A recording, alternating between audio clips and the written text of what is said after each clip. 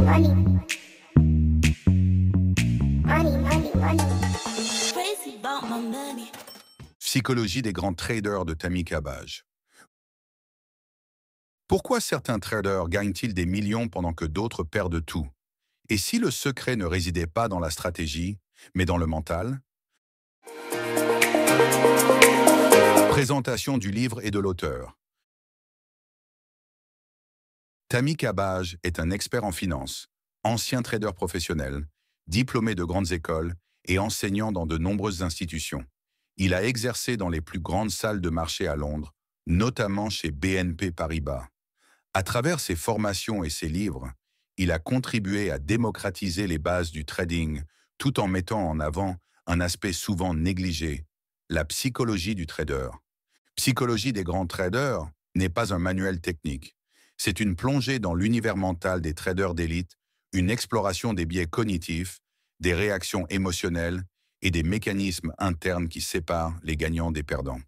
Ce livre a marqué les esprits par son honnêteté, ses anecdotes concrètes et sa volonté d'aider chacun à se transformer mentalement pour réussir durablement.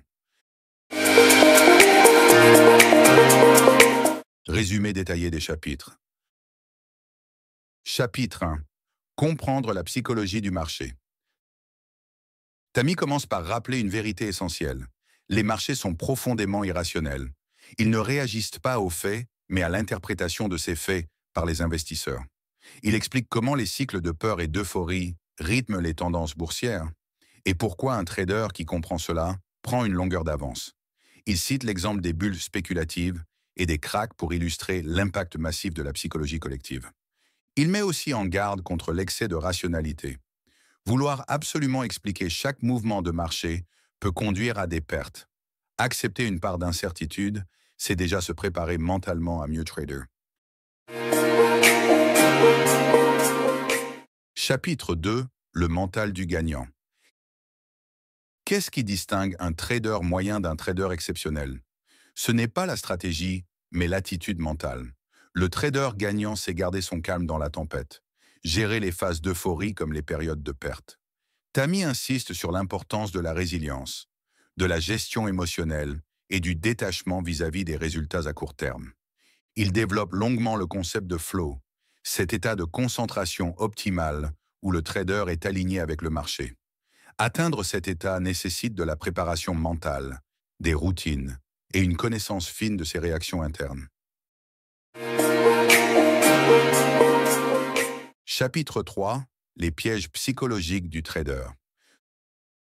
Ce chapitre est un inventaire complet des biais cognitifs qui sabotent les performances. Le biais de confirmation qui pousse à ne voir que les informations confortant nos opinions. L'illusion de contrôle qui fait croire qu'on peut dominer le marché alors qu'en réalité, de nombreux paramètres nous échappent.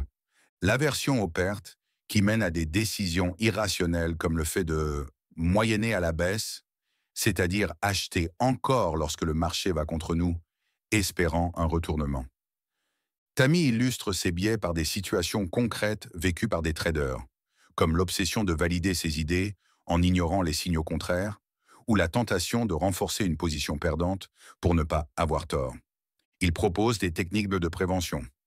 Tenir un journal de trading dans lequel on note chaque décision, ses raisons et son état émotionnel du moment. Faire des pauses régulières pour prendre du recul. Mettre en place des règles strictes et non négociables pour l'entrée et la sortie des positions. Il invite également à se poser systématiquement les questions suivantes avant chaque décision. Suis-je influencé par un biais émotionnel? Est-ce que j'agis selon mon plan ou sous le coup d'un stress? Si je n'étais pas déjà en position, est-ce que je prendrais la même décision maintenant? Ces exercices d'auto-questionnement visent à instaurer un dialogue intérieur constant, un audit mental de ses choix qui est la clé pour progresser durablement et réduire l'impact de l'inconscient sur le trading. Chapitre 4. Le rôle du stress et de l'ego. Le stress est omniprésent dans l'univers du trading. Il vient de la pression des résultats, de la volatilité du marché, mais aussi des attentes personnelles. L'auteur explique comment le stress réduit notre capacité à raisonner clairement, en activant des réactions de fuite ou de combat héritées de notre cerveau primitif. Il distingue plusieurs types de stress. Le stress anticipé, avant de prendre position, le stress en position, lorsque le trade évolue, et le stress post-trade lors du bilan. Chacun a un impact différent sur nos prises de décision et nécessite une réponse spécifique. Respiration contrôlée, méditation ou prise de distance temporaire. Il insiste aussi sur le rôle destructeur de l'ego. Vouloir avoir raison à tout prix pousse à conserver des positions perdantes. Tammy cite plusieurs cas où des traders ont tout perdu simplement parce qu'ils ont refusé de reconnaître une erreur. L'humilité, selon lui, est la qualité maîtresse du trader d'élite. Il insiste sur le fait que le marché a toujours raison et que résister à cette vérité, c'est courir à la catastrophe. Chapitre 4. La discipline avant la stratégie. Une stratégie même excellente est inutile sans exécution disciplinée. Cabbage développe longuement ce point en expliquant comment la discipline permet de réduire l'impact de l'émotion. Il détaille les règles fondamentales. Couper ses pertes rapidement. Ne jamais risquer plus qu'un pourcentage défini de son capital. Respecter son plan même en cas de série de pertes. Il montre que la discipline ne se limite pas à l'exécution technique, mais qu'elle est aussi mentale et émotionnelle.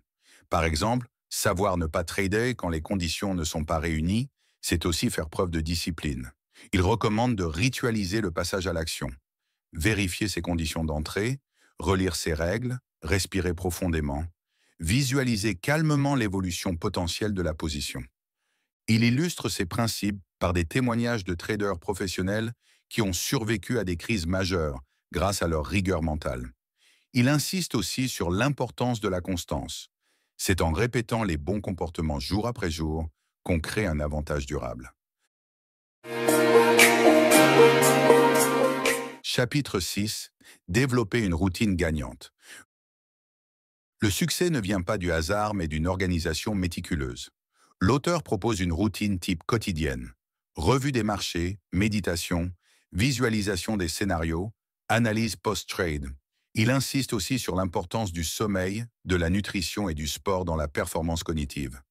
Tammy partage un exemple concret de routine efficace.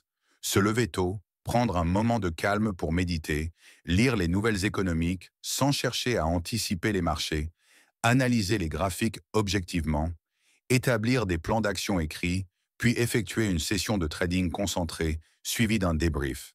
Il compare le trader à un athlète de haut niveau. Chaque détail compte.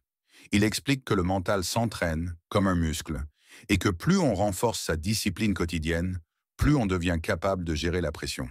Il partage également des outils de suivi comme le journal de performance, les checklists et l'analyse statistique de ses trades. Il recommande aussi des indicateurs personnels comme l'énergie mentale, la clarté émotionnelle ou le niveau de confiance, à noter chaque jour pour détecter les tendances invisibles. Chapitre 7. Apprendre à perdre. C'est probablement le chapitre le plus contre-intuitif. Pour gagner en bourse, il faut apprendre à perdre. Accepter les pertes comme faisant partie du jeu est crucial. Refuser de perdre, c'est souvent perdre encore plus. Cabbage distingue les bonnes pertes, prises calmes selon le plan, et les mauvaises pertes, issues d'un comportement émotionnel. Il insiste sur la nécessité de dédramatiser la perte. Perdre, c'est le prix à payer pour rester dans le jeu. Ce qui compte, c'est la manière de perdre. Contrôler, mesurer, sans affect. Il enseigne comment rebondir après une perte, réajuster son état d'esprit et reconstruire sa confiance.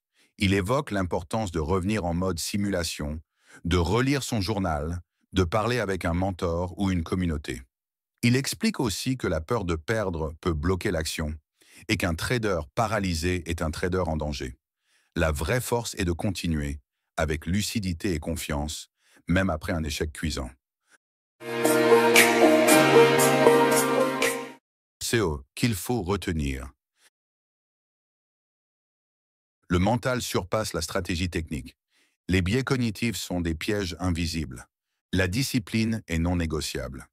Le stress et l'ego doivent être maîtrisés. La réussite passe par une routine stable. Apprendre à perdre est une compétence essentielle. Mini-quiz. Pourquoi les marchés sont-ils qualifiés d'irrationnels selon Tammy Cabage? Quelle est la différence entre une bonne perte et une mauvaise perte? Quelle est la place de l'ego dans les erreurs fréquentes des traders? Conclusion. Ce que vous venez de découvrir peut transformer votre manière de trader, mais aussi votre rapport au succès. Ce n'est pas la stratégie qui fait la différence, c'est votre psychologie. Si vous avez aimé ce résumé, abonnez-vous, commentez et partagez. Et restez connectés. Le prochain résumé, c'est Respire de Maud Ankawa, un guide de transformation intérieure.